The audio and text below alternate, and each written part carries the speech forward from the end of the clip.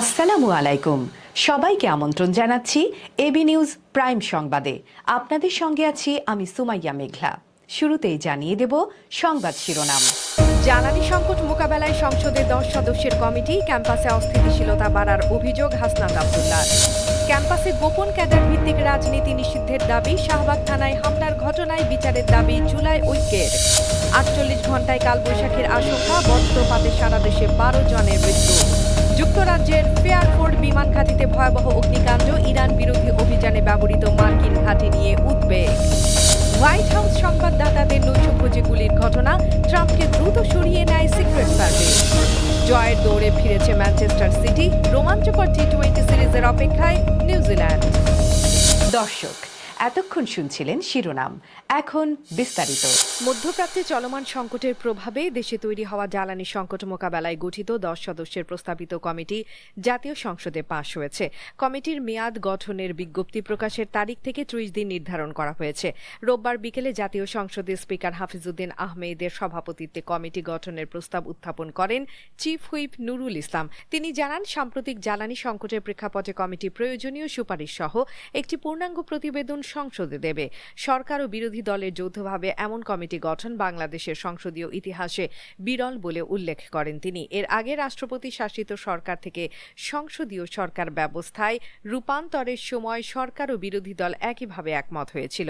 সাম্প্রতিক জ্বালানি নিয়ে উদ্ভূত পরিস্থিতি মোকাবেলায় করণীয় সম্পর্কে সুপারিশ সহ সংসদে রিপোর্ট প্রদান এ নিমিত্তে নিম্নলিখিত মাননীয় সংসদ সদস্যগণের সমন্বয়ে নিম্নবর্ণিত কার্যপরিধি ও মেয়াদসহ 10 সদস্য বিশিষ্ট ত্রয়োদশ জাতীয় সংসদের বিশেষ কমিটি গঠন করা হোক। কমিটির মেয়াদ কমিটি গঠনের বিজ্ঞপ্তি প্রকাশের তারিখ হতে 30 দিন। অতএব প্রস্তাবটি সংসদে সর্বসম্মতিক্রমে গৃহীত হল।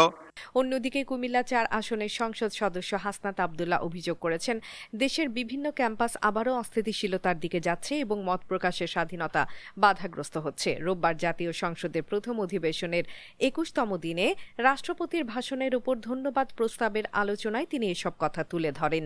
তিনি বলেন, বিরোধী মত দমনের জন্য মামলা করা হচ্ছে, সামাজিক যোগাযোগ মাধ্যমে মন্তব্য করায় মানুষকে বাসা থেকে তুলে নিয়ে আসা হচ্ছে।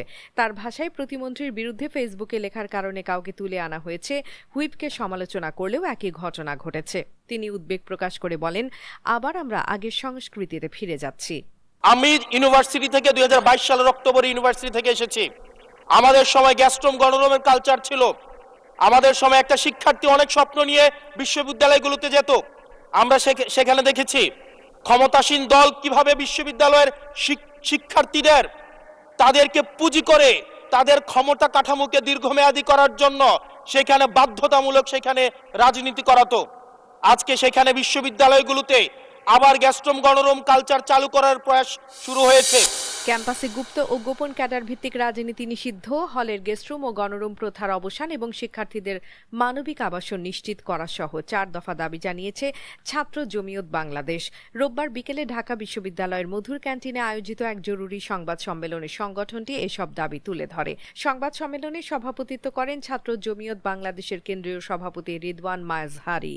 তারা জানান, ক্যাম্পাসে দীর্ঘদিন ধরে চলমান গোপন ক্যাডার রাজনীতি শিক্ষার পরিবেশকে ক্ষতিগ্রস্ত করছে এবং শিক্ষার্থীদের নিরাপত্তা ও স্বাধীন মত প্রকাশের উপর নেতিবাচক প্রভাব ফেলছে। বিগত কয়েকদিনে ঢাকা বিশ্ববিদ্যালয় সহ দেশের বিভিন্ন ক্যাম্পাসে ছাত্রদল ও ছাত্র শিবিরের মধ্যে যে অনাকাঙ্ক্ষিত ঘটনাগুলো ঘটছে তা আমাদের ব্যথিত করেছে। আমরা মনে করি এই সংঘাত কেবল দুটি সংগঠনের মধ্যকার বিবাদ নয়, বরং এটি সাধারণ শিক্ষার্থীদের মাঝে দীর্ঘ 1.5 দশকের সেই ভীতি ও অনিশ্চয়তা পুনরায় ফিরিয়ে আনার মহড়া। ছাত্র জমিয়ত বাংলাদেশ আজকের সাংবাদিক সম্মেলন থেকে স্পষ্ট ঘোষণা করছে, ক্যাম্পাসে কোনো সংগঠনের লাঠিয়াল বাহিনীর মহড়া দেওয়ার জায়গা নয়। আমরা পেশিশক্তির এই নোংরা প্রতিযোগিতাকে ঘৃণা ভরে প্রত্যাখ্যান করছি।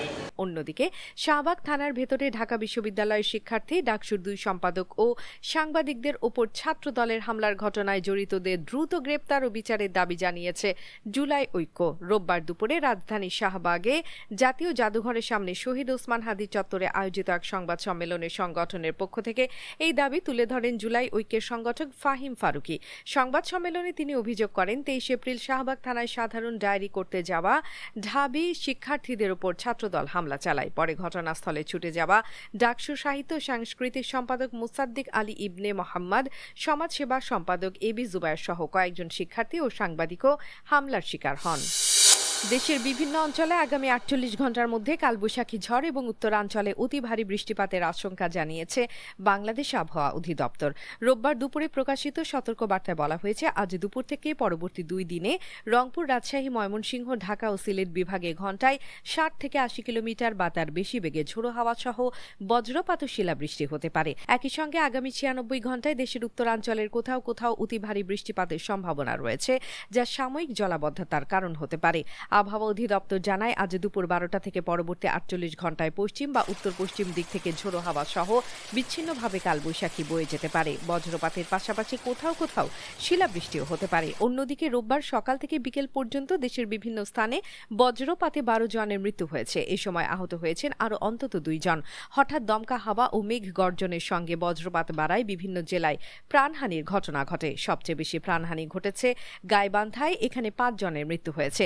এছাড়া আরও যেসব জেলায় মৃত্যুর ঘটনা ঘটেছে, সিরাজগঞ্জের তারাস 2 জন, জামালপুরের মেলান্দহ 2 জন, বগুড়ার গাবতলী 1 জন, নাটোরের সিংড়া 1 জন। বজ্রপাতের এই ধারাবাহিকতায় গ্রামীণ জনপদে আতঙ্ক ছড়িয়ে পড়েছে। আবহাওয়া অধিদপ্তর আগেই কালবৈশাখী ঝড় ও বজ্রপাতের ঝুঁকি সম্পর্কে সতর্ক করেছিল।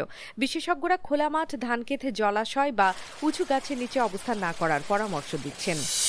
ইরানের বিরুদ্ধে চলমান যুদ্ধে মার্কিন বিমান বাহিনী যে যুক্তরাজ্যের ফেয়ারফোর্ড বিমান ঘাঁটি ব্যবহার করছে, সেখানে ভয়াবহ অগ্নিকাণ্ডের ঘটনা ঘটেছে। রোববার ভোরে ব্রিটিশ রয়্যাল এয়ারফোর্সের এই ঘাঁটিতে আগুন লাগে এবং দ্রুতই সেখানে ফায়ার সার্ভিসের একাধিক ইউনিট মোতায়েন করা হয়। ব্রিটিশ সংবাদ মাধ্যম দ্য টেলিগ্রাফ জানিয়েছে, আগুন লাগার পর ঘাঁটির খাবার ও সরঞ্জাম সরবরাহের দোকান হিসেবে ব্যবহৃত একটি ভবন থেকে ঘন ধোঁয়া বের হতে দেখা যায়।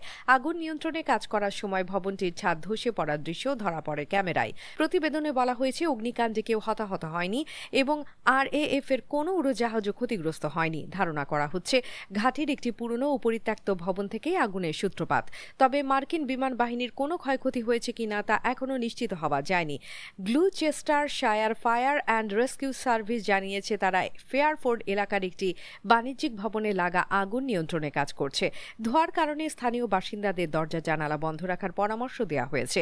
মধ্যপ্রাচ্যে যুদ্ধ শুরু হওয়ার পর গত মার্চে ব্রিটেন সরকার উইলশায়ার সীমান্তের কাছে অবস্থিত এই সামরিক ঘাঁটিটি মার্কিন বিমান বাহিনীকে ব্যবহারের অনুমতি দেয়। ইরানের বিরুদ্ধে প্রতিরক্ষামূলক অভিযান পরিচালনার জন্য মার্কিন বোমারু বিমান মোতায়েনে ঘাঁটিটি গুরুত্বপূর্ণ ভূমিকা রাখছে। যুক্তরাষ্ট্রের ওয়াশিংটনে হোয়াইট হাউসের সংবাদদাতাদের নৈশভোজ চলাকালে হিলটন হোটেলে এক বন্দুকধারী গুলি চালান।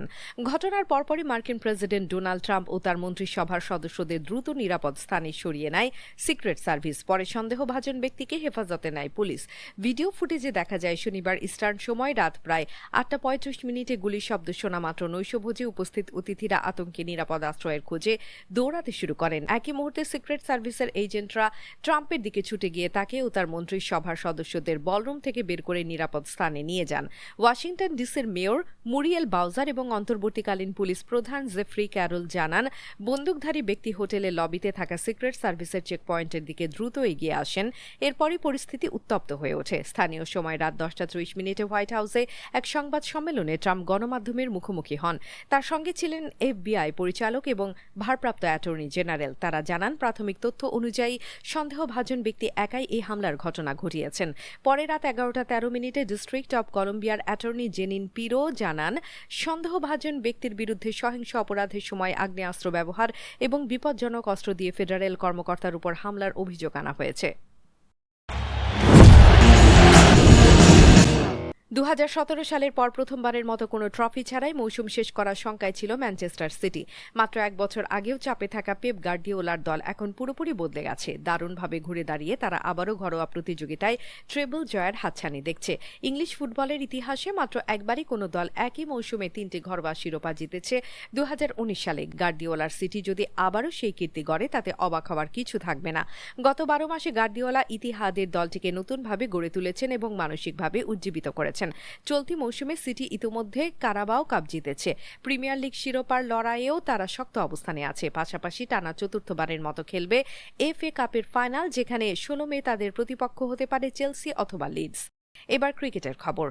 ওয়ানডে সিরিজ হারের রেশ কাটতে না কাটতে এবার টি-20 সিরিজে মাঠে নামতে যাচ্ছে নিউজিল্যান্ড। তার আগে রোববার চট্টগ্রামে সংবাদ সম্মেলনে হাজির হয়ে সিরিজকে রোমাঞ্চকর আখ্যা দিলেন দলের অধিনায়ক টম ল্যাথাম। তিনি জানান, নতুন খেলোয়াড়দের উপস্থিতি দুই দলের জন্যই সিরিজটিকে আরও আকর্ষণীয় করে তুলবে। ল্যাথাম বলেন, তাদের হাতে থাকা ফুটেজ থেকে যত দ্রুত সম্ভব তথ্য সংগ্রহের চেষ্টা করা হচ্ছে, তবে মাঠে নেমে সতীর্থদের সঙ্গে দ্রুত যোগাযোগ করাটাই সবচেয়ে গুরুত্বপূর্ণ বলে মনে করেন তিনি। তার ভাষায়, দুই দলে এমন কিছু ক্রিকেটার আছেন যারা খুব বেশি আন্তর্জাতিক ম্যাচ খেলেননি, আবার বাংলাদেশের দলে আছেন এমন খেলোয়াড় যাদের এখনো অভিষেক হয়নি, তাই সিরিজটি স্বাভাবিকভাবেই রোমাঞ্চে ভরপুর হবে। দর্শক, এতক্ষণ আমাদের সঙ্গে থাকার জন্য ধন্যবাদ। সর্বশেষ সংবাদ পেতে ভিজিট করুন আমাদের ওয়েবসাইট www.abnewsinternational.com এ। সেই সঙ্গে নিয়মিত ভিডিও নিউজ পেতে আমাদের ফেসবুক পেজ ও ইউটিউব চ্যানেলে চোখ রাখুন।